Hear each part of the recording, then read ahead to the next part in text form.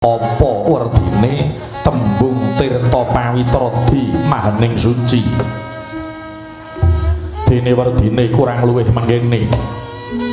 tirta kuwi banyu kuwi lambange penguripan buktine ngendi ana banyu ing kono ana penguripan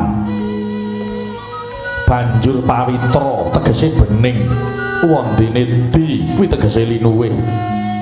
tembung hening tegese menep banjur suci yaiku ora kelepetan ing dedusan dadi tirta pawitra di mahaning suci yen disurasa karepe padha gayuwa urip kang tentrem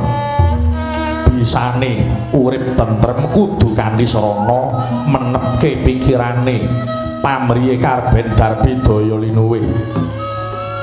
lan tansah budidaya uripe aja nganti kelepetan ing dedusan nadyan wong urip ora ana kang sampurna nanging menungsa diwenangake budidaya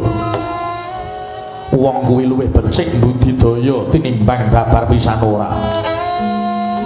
ya kanthi budidaya gayuh tirta pawitra di mahaning suci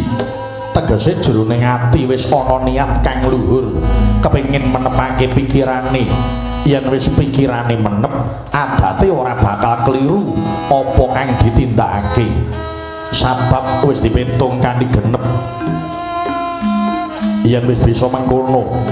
tegese wong-wong kuwi mau wis padha kesinungan kawruh manunggal mula tirta pawitra di maning suci kudu